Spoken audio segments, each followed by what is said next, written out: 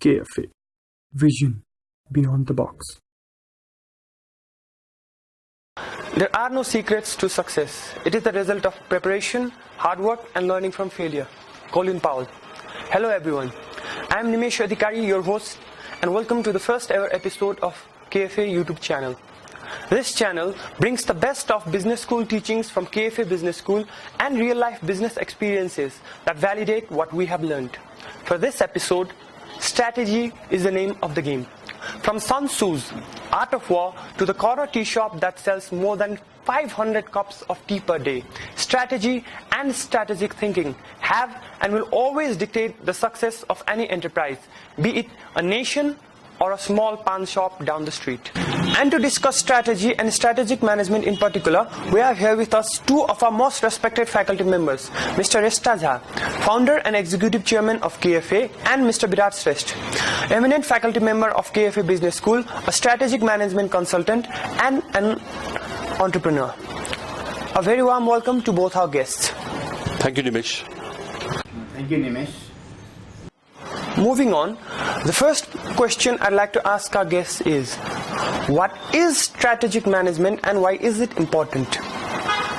Strategic management is a game plan to achieve a corporate mission. And every company has certain objectives which it aims to achieve more efficiently and effectively. So strategic management, by actually studying the current environment, comes up with certain game plan. It can also be explained as a management of interfunctional management of various departments in a company, like marketing, like finance, like HR, like operations and production, like R&D, all working towards to achieve a goal that company has set.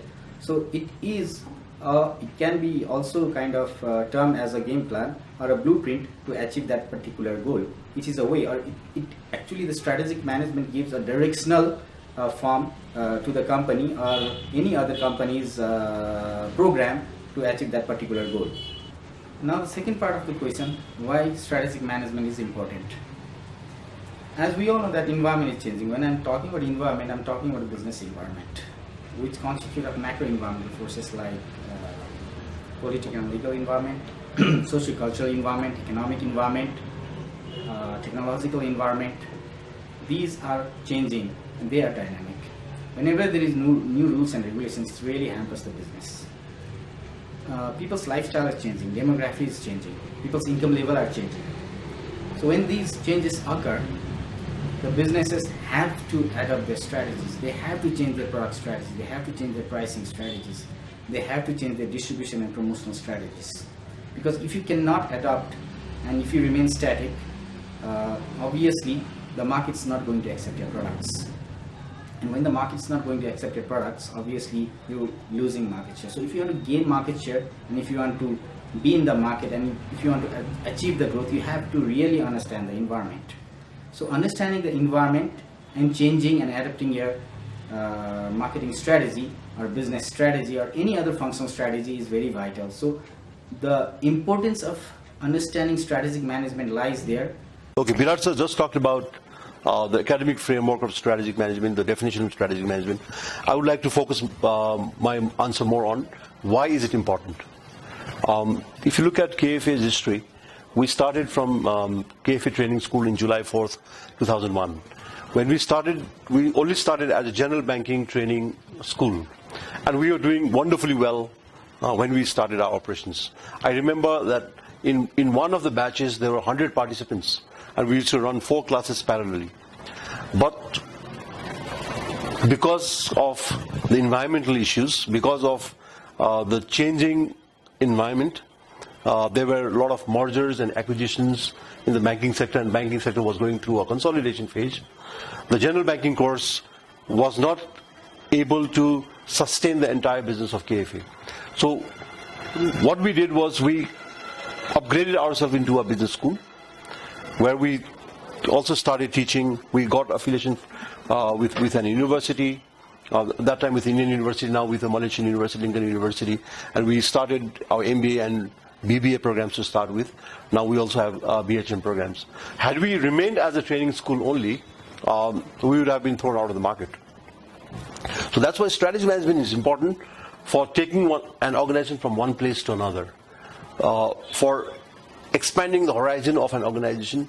You cannot only do the organic things what you're doing. By organic things, I mean planning, organizing, staffing, leading, controlling, which is a day-to-day management functions that we do.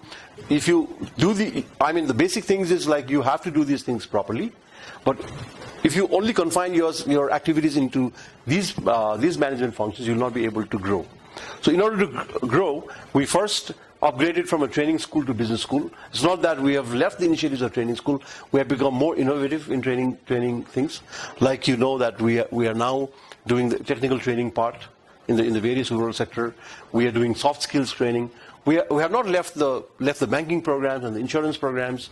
We are doing those programs, but at the same time we have diversified the training things, which was a part of a mini strategy. And more importantly, we went to a education field with MBA, BHM, and BBA programs. So that's what was very, very important in the history of KFA at that point in time. Also, 4 years ago, we started consulting initiatives. That was also a part of a diversification. That was also a part of strategy to take KFA forward. So my whole idea is, while strategic management definition is very ably explained by Biraj sir, the whole idea is, it is very important, because if you're only sticking to your organic basic management functions, the company cannot see a growth in terms of what we have seen over the period of 16 years now. And we're still growing, we're still thinking strategic management. And let me reiterate that strategic management is not a one-time thing. As a leader, as an executive chairman, we always think about what next. What is our next strategy? How do we go to a better market? How do we penetrate into a newer market? What are the different dynamics that's coming in the economy? How is it going to be a new federal system of Nepal going to implement? So we have to align our actions as per the business environment. That's why I think strategy management is important. What are some of the basic circumstances where the knowledge of strategic management can help an organization establish a competitive advantage?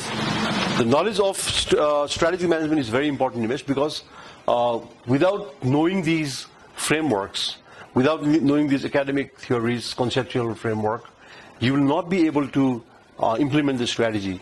Like, if you ask me in an MBA program, strategic management is the most important subject. And probably it will compete with another subject called entrepreneurship. Because entrepreneurship will also, the strategic management again plays an important role in entrepreneurship. So knowledge of having multiple strategic choices, focusing on certain strategic choice, certain alternative, and at the same time disregarding some alternative. Trying to implement one strategy means you also have to ignore certain strategy. So out of the various alternatives which are available, you need to implement one of those, and then you need to implement and you see the results. Okay, then that, for which that is called as strategic evaluation, and then we again go forward with another another strategic choice. So the knowledge and the framework that MBA students study in MBA programs in strategic management is very important for strategic implementation and taking the organization forward. Circumstances whereby companies that I have come across have gained competitive advantages is, so when there is competition, you really need to kind of be on your edge. At least you have to gain a step ahead of your competitors. So the areas that you can get competitive advantages are not just on product development and product innovation, it's also on the delivery businesses. There are a few companies who are working on food delivery businesses. I mean, today's environment, the demographic environment has changed a lot. I mean, people don't have time to come and buy their vegetables, buy their products, get their foods, or even get their wearing apparels. And there are some companies like that I know, we all know that they have been kind of gaining competitive advantages, not on manufacturing excellence, but on delivery excellence. They have reached the customers, they have brought the products to the customers' doorsteps or at their vicinities. So that is one of the competitive advantages they have gained over other similar companies. So another is obviously gaining product excellence. Today competition is very intense. One company is trying to outperform another company in terms of giving quality to the customers. So another area is excelling in product quality. So there are various other issues whereby companies have created a huge brand image and gain competitive advantage. The product might be similar in terms of quality, their delivery strategies might be similar, but they have gained excellence by positioning their product quite uniquely. That is their another competitive advantage. So what the strategic management says is, it's not only about product excellence, you can gain competitive advantage in terms of price, in terms of product excellence, in terms of distribution, and even in terms of promoting a product quite differently. Sir, could you elaborate on some of the tools and techniques of strategic management that we learned during our classes and how they can impact on the operation of any organization? There are various tools of strategic management, in fact. There are tools, but I found that most of the companies are not using those tools, and they are just developing the strategies and implementing the strategies on the basis of their hunches, and that is quite risky. Strategic management offers various tools like SWOT analysis, TOWS analysis. Before entering into certain business, you've got to do Porter's 5 forces analysis as well. Now, I would just like to explain the implications and the importance of SWOT and TOWS. Why should you do SWOT? In order to develop a strategy, you need to know your strategic position, where you are currently. What are your strengths and weaknesses? You might have 10 strengths, but it's not necessary that all your strengths are of equal importance. So you have to identify and detect the most important strengths that you really need to maintain. You might be having lots of weaknesses. You might be having 13 weaknesses. That doesn't mean you have to improve on all the weaknesses. You only improve on those weaknesses which are very important for the market and which you think without improving them you will not survive. So you have to detect those 3-4 weaknesses which you really need to work on. So after identifying these 4-5 strengths and 4-5 weaknesses, you've got to do external environmental analysis. That will give you or show you many opportunities and threats that's coming. Now, from SWOT to TOWS, what is the transition? How do you kind of do TOWS analysis from a SWOT analysis? As SWOT is strengths, weaknesses, opportunities, and threats analysis. And as I've said, like opportunities and threats comes from the external environmental analysis, and strengths and weaknesses comes from within your organization. So it's very important to do TOWS analysis. SWOT is just a base to do TOWS analysis. Now what does TOWS say, or what does TOWS allow you to do is, which strengths can you use to capture what kind of opportunities. So there is an opportunity, let's say for example, a company has detected certain opportunities from its macro environmental analysis. Now you have to at least match your strengths with that opportunities. Which strengths do you want to utilize to grab that opportunity? That is one thing. So there might be opportunity number 2. So in order to grab that particular opportunities, which strengths you want to use? And there is opportunity 3. In order to grab that opportunities, which strengths you want to capitalize on? So you have to kind of match your strengths with the opportunities. Similarly, there might be some let's say threats coming from the market or external environment. So in order to tackle those kind of threats, which strengths you have to work on, or which strengths you have to capitalize on? So you are matching strengths and threats, that is ST strategies. The earlier was strengths and opportunity, SO strategies. And similarly, you also should know in which weaknesses you need to work on in order to capitalize on the coming opportunities. Let's say for example, to grab the same opportunities, you might need to work on certain weaknesses. You have to kind of minimize those weaknesses. And in order to grab certain opportunity, let's say B, you have to work on weakness C or D. So it's all about matching one opportunities with your weaknesses. So it's all about kind of matching thing. And finally, in order to tackle certain threats, let's say to tackle threat number 1, in which weaknesses you have to work on. So it's to tackle threat number 2, in which weaknesses you have to work on. That might be you have to really minimize or work on weakness number 3. So it's all about matching strengths with opportunity, strengths with threats, weaknesses with opportunities, and weaknesses with threats. So it's like detecting your strengths and weaknesses and working on it. That is TOWS. So TOWS is threats, opportunities, weaknesses, strength. The tools and techniques just mentioned by Biraj sir is very, very important. In SWOT, we focus more on our internal strength. On TOWS, we focus more on external environment. And then we align our strength and weaknesses to match the threat and opportunity which is presented in the organization. Now these tools and techniques are very important as far as implementing the TOWS principles or techniques that you are talking. In KFA, I would like to answer this by two relevant examples. And both examples relate to strategic alliances. As you know that companies do not possess all the strength or all the core competencies within themselves these days. They have to partner with the relevant organizations to deliver the best value for the customers. And that's what we call as strategic alliance. So in two of the examples, one example is KFA has tied up with WorldLink Technical Training Institute, which is called WTTI. So KFA WTTI has teamed up for providing technical training, for example, in plumbing, electrician, bar bending, scaffolding, masonry, to hydropower affected people in the rural sector of Nepal. So KFA has tied up with WTTI to deliver these training programs in these sectors. Now, had we gone ahead with our own, establishing our own platforms, our own setup to deliver these facilities, it would not have been possible, because it would have been possible, but it would have been more costly, and it would have impacted our profit and loss account negatively. Rather, what we did was we went ahead and established our networking with one of the best technical training provider in Nepal. So KFA WTTI has teamed up and given this value to the client, which is Lower Solu project, and the lenders, Garanco, FMO, DEZ, all these international banks. They wanted this as their community programs to be delivered before the hydropower project should shoot off.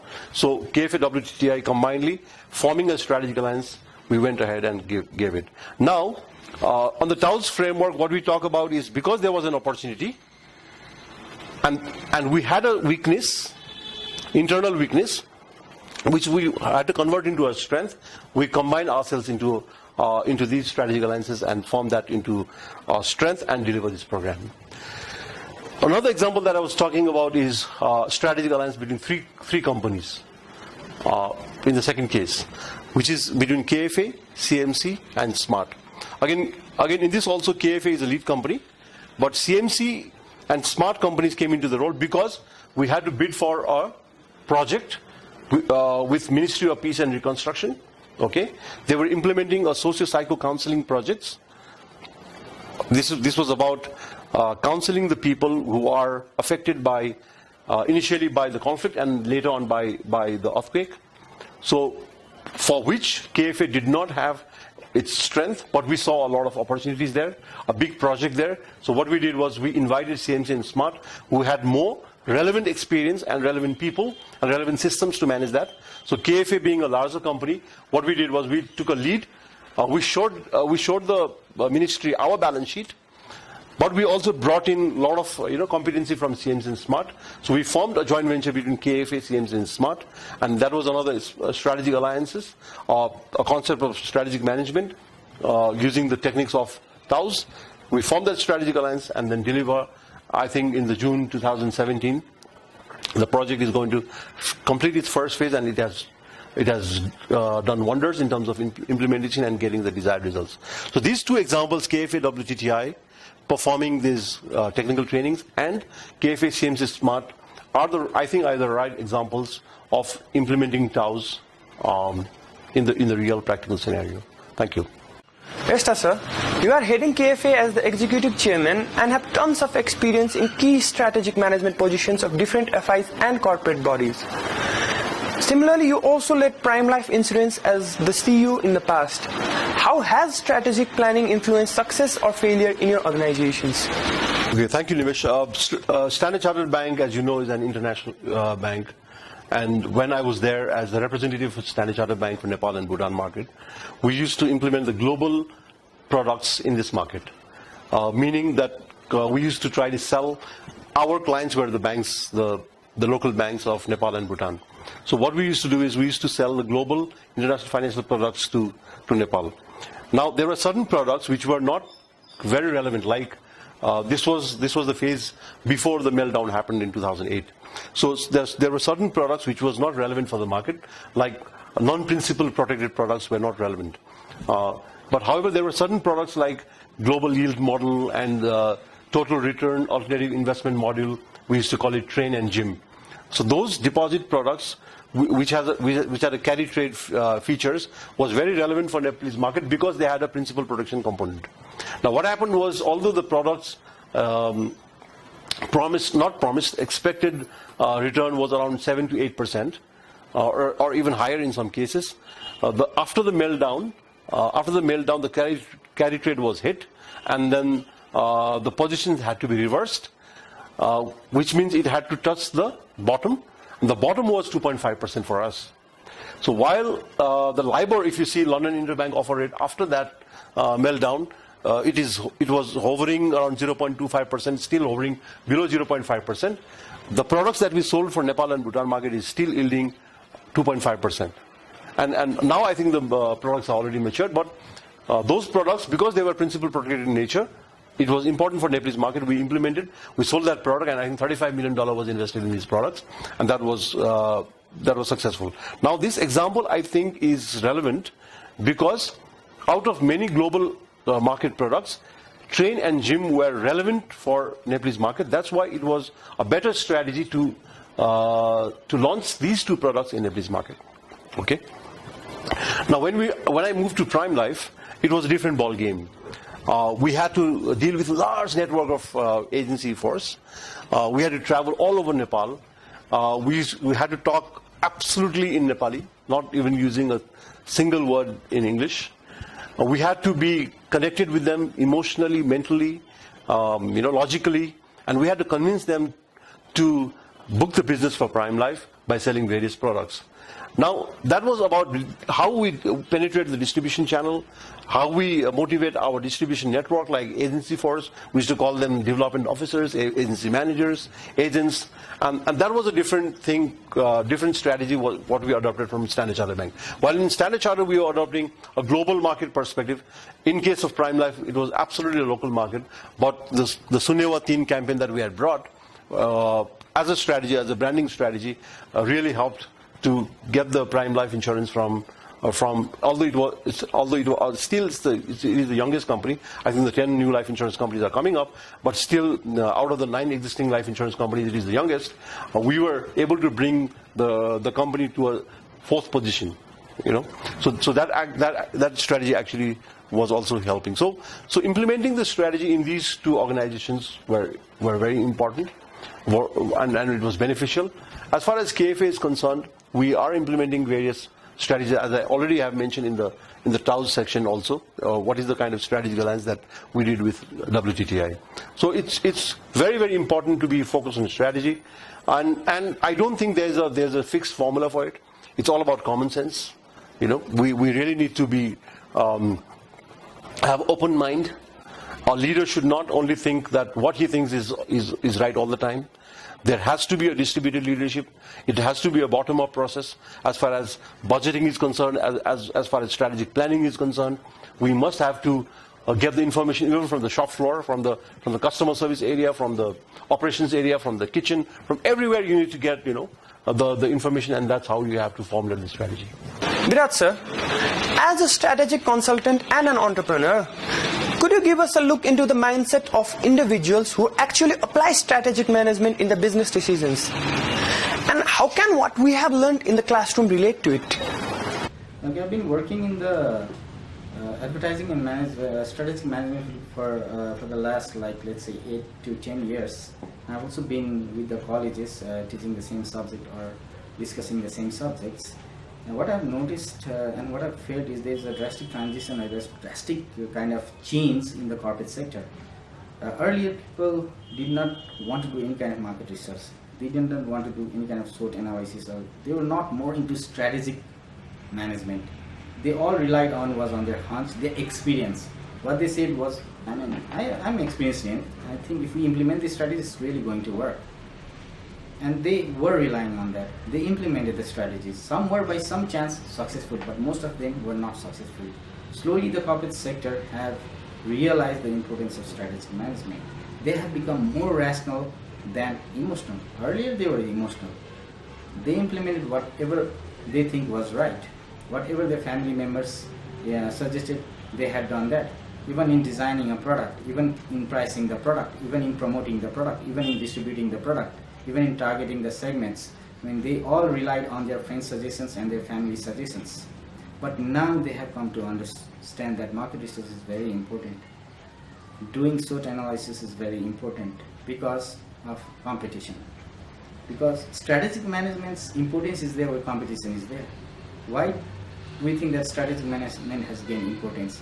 Because more competition, the environment is changing, as I've already said, and people have become more rational. If we are beginning with the mindset of people who are doing strategic management or who are implementing strategic management for the companies or for their own businesses, is they are more rational thinkers. So I would also like to elaborate on how strategic management theories that we learn in our classrooms or in colleges are being applied by the companies or by the businesses. As I've already said, SWOT and TOWS are being used by companies. Similarly, companies have started to look onto macro environmental forces, including political, legal, socio-cultural, technological, economical, demographical environment. In short, we call it pest analysis, or sometimes it's also called pestle analysis. So without understanding these environments, obviously SWOT is not possible. So prior to doing SWOT analysis, companies are doing a detailed study of pest analysis. And even when companies are thinking of going into a different industry, when they are diversifying their products or businesses, they would obviously want to do POTUS 5 forces analysis. It's doing a competitive study whereby they want to understand the competitive environment, numbers of competitors, barriers to entry, they want to revisit their strategies. They also want to look at the strengths of the buyer's power or the supplier's power. They are starting to analyze these kind of variables doing POTUS 5 forces analysis. Actually, what I've experienced is obviously that the theories are being applied slowly in the corporate sector, and I think that is a good thing for the students who are learning these theories as well. Tomorrow when they are going to the marketplace, they will be using these tools and techniques. And even I've seen some of my friends who have studied with me during my MBA, they have started a business and they have thoroughly applied these kind of tools and techniques to start and grow their business. Especially if you want to grow your business, if a company wants to grow, these are the most important tools that they are and they should apply. They are applying and they should also apply these tools to kind of gain a competitive advantage in the marketplace. Now, as we learned during this whole program, strategy is all about understanding your own company as well as your competitors and the business environment in order to create plans and policies that can help build sustainable competitive advantages for your firm. A big thank you to our guests for coming here and sharing their ideas and wisdom about strategic management. Thank you, Nimesh. Thank you, Nimesh. It was wonderful interacting with Virat sir, yourself, and because this is the first episode of KFA YouTube channel, we'd like to wish good luck for all the team, and let's move forward. Thank you so much. I hope the cases and references provided by our faculty members have been useful for you guys. This is all for this episode of the KFA YouTube channel. If you want to learn more about strategic management, you can join KFA Business School's comprehensive MBA program. Thank you, everyone. KFA. Vision beyond the box.